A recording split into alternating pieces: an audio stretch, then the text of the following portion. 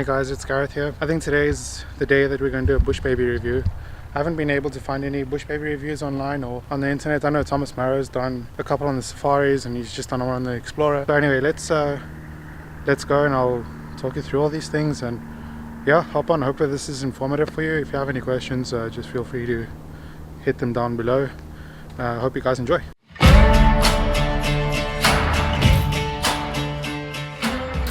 So I'm all warmed up, so I think what we should do is we should do like a full performance takeoff, see how that goes, and then we're going to go and play around a bit, show you some of what the aeroplane does.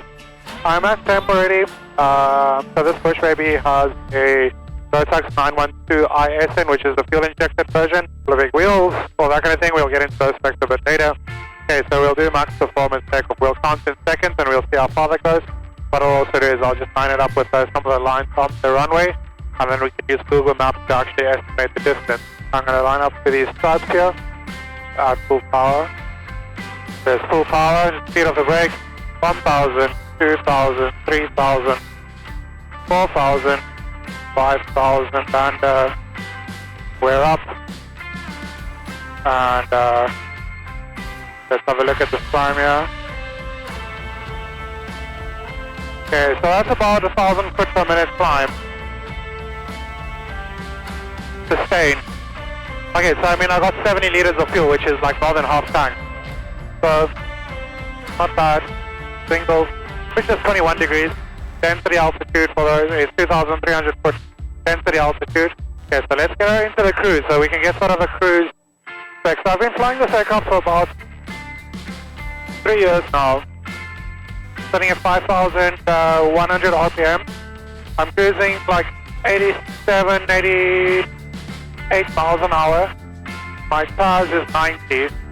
Ground speed is 80. So if that's any sort of like, that's sort of where we cruise comfortably. Where she likes flying, she can go a bit faster, but plane feels comfortable around 88, 90, my plane in anyway. Do feel sort of turbulence and sort of wind quite a bit. What I'm going to do is I'm going to land at Adrian Place, which is a gravel strip. I mean, it's short, it's like 300 meters.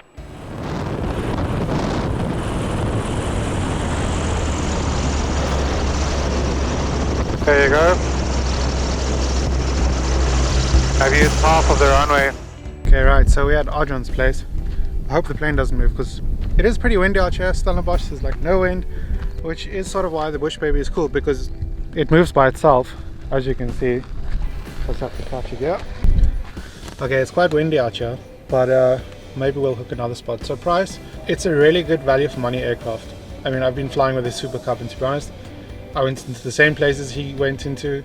I just had to work a little harder than he did, but I mean, for the most part, essentially, you know, like value for money, you can't get better than this performance. Like, it is insane. I mean, you can buy this aircraft cheaper than what you could buy a Volkswagen Polo in South Africa.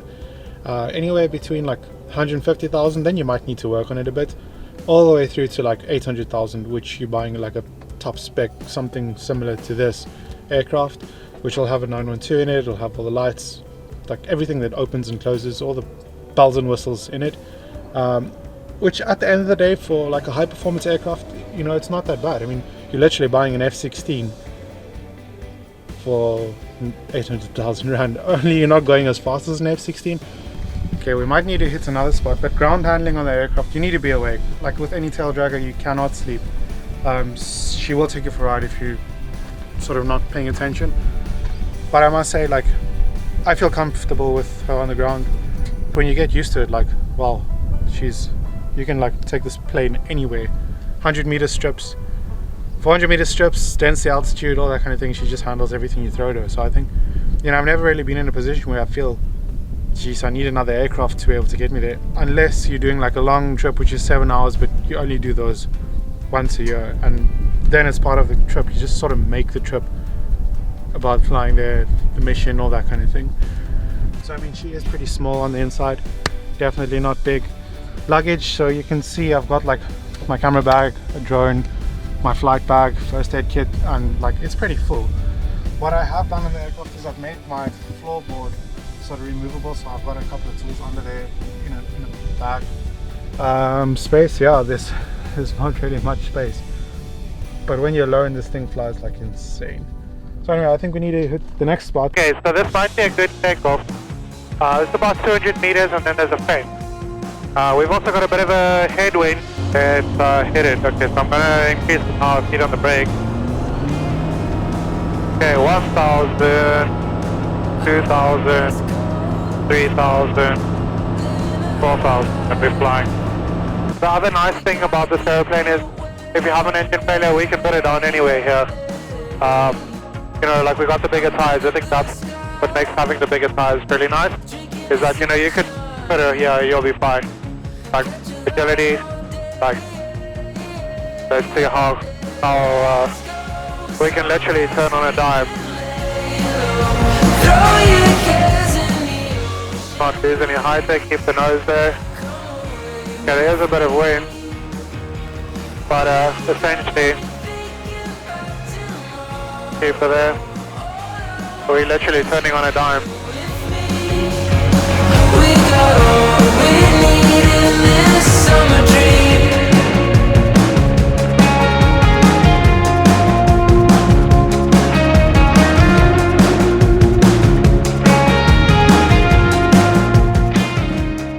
Okay, so we're at Altona. So you'll see, like I'm sitting on 80 miles an hour. I want like crosswind. And we can literally just go right up, which is really nice. Okay, 70, here's finals. Speed low. Yeah, I put that one down pretty hard. Okay, we can taxi it like this for a while. What you can also do is you can drop the flap. If you can drop the flap, you can like really push the brakes hard. Like so hard, like you're almost ski. So that's how easy she turns around. So when I say ground handling, I mean she really handles pretty well on the ground. Kitplanes for Africa Bushbaby. She's essentially like a Kit Fox 3/4/4, but it's not. But it's an avid fly, but it's not. So these are the version 1s of Kitplanes for Africa. Well, I mean the first model that they brought out. This is not a standard model anymore. All the specs and upgrades have been generally like through the factory. So the elevator I've upgraded, the STOL fences, all that kind of thing is from the factory. 100 horsepower engine. What's cool about the plane? It's like an F-16 on steroids. Like if you really wanted to, you can like really throw it around if you want. Maintenance is relatively cheap. Like when you're looking at aeroplanes, this is relatively cheap to maintain. So you can have it as like a Sunday flyer, just have a jolt. Like have a jolt means like have fun, take it easy, cruise around low and slow.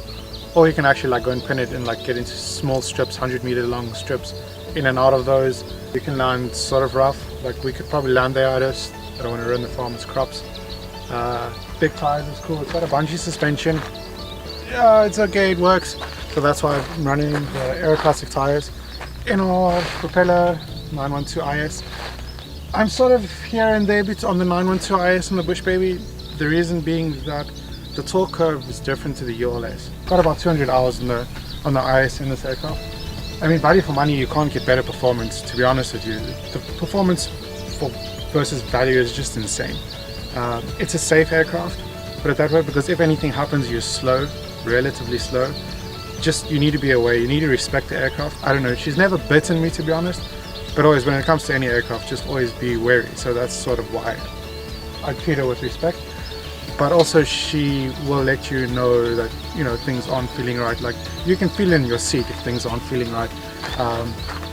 And sort of if you do your best practices, you're good, you know what I mean? You shouldn't be uncoordinated turns and things like that. That's when you're going to get into trouble. But I've had so much fun with this aircraft, to be honest. Like stall speed, pretty low, not best in class, but for what it is, it's a version 1 Bushbaby with a couple of mods.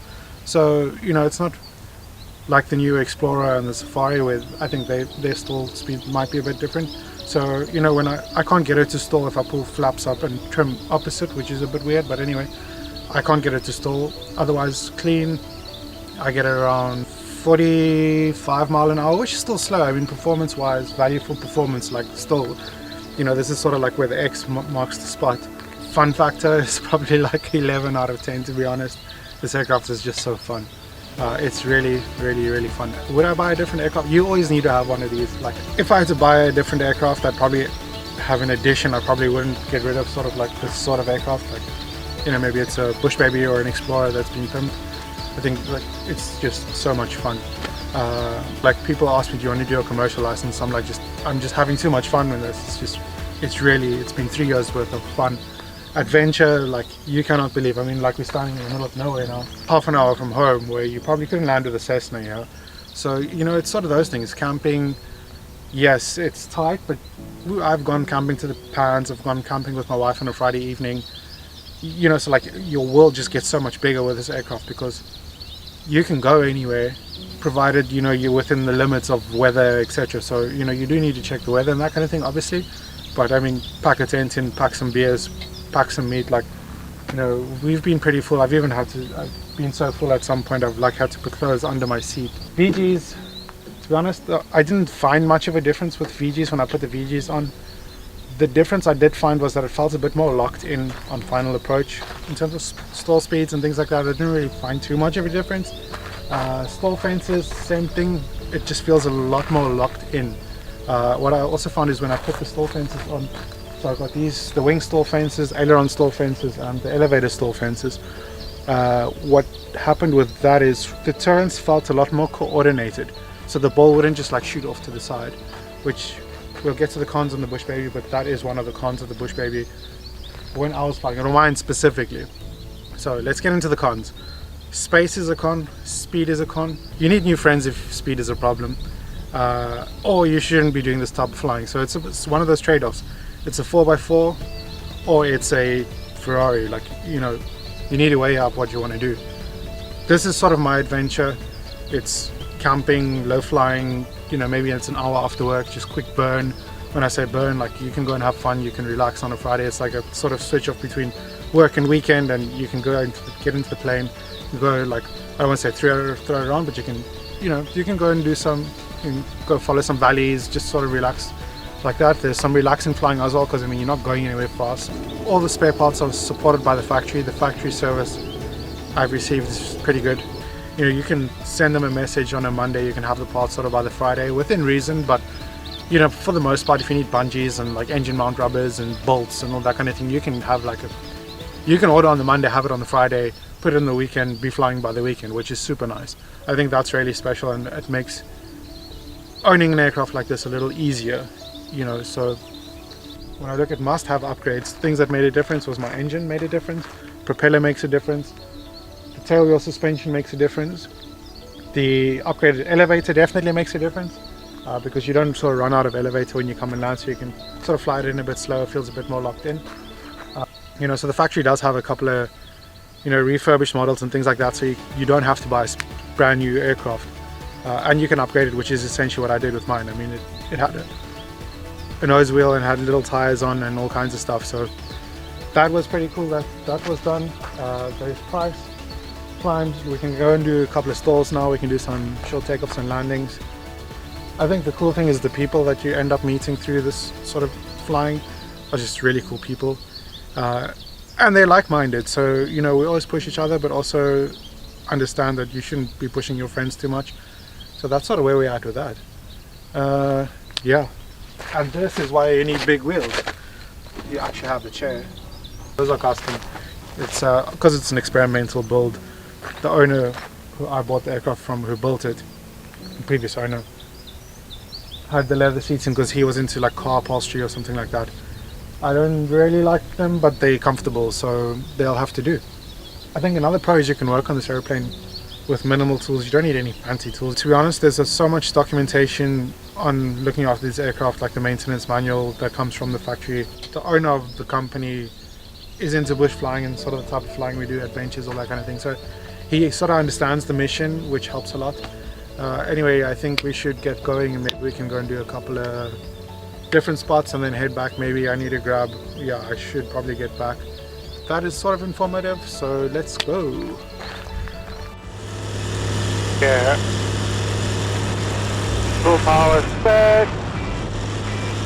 2, 3, 4, 5. That's not bad. Okay, so let's get some time going. Speed low. Okay, so there's 1,000 foot per minute climb. 800 foot per minute, like it's just stuck there. I'll do 1 or 2 stalls and then head back. Okay, so I'm gonna slow it down.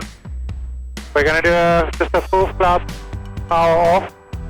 Okay, so there's 50, no buffet, 46. We're just sinking, that's all that's happening.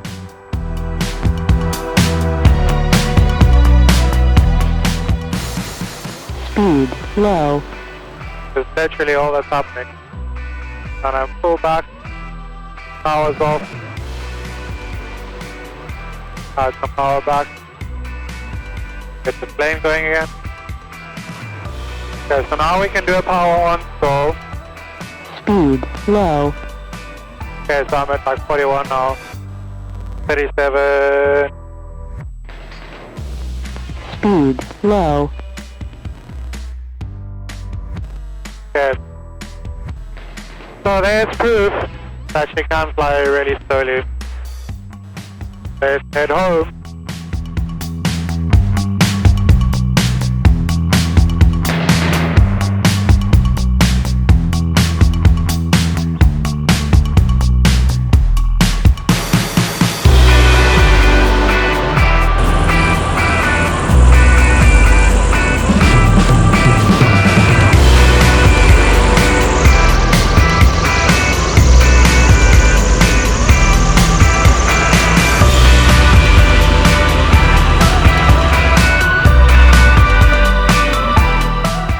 Hey guys, so plane's back in the hangar.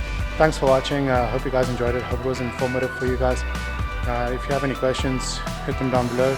Like, subscribe. Cheers. Have a lekker one.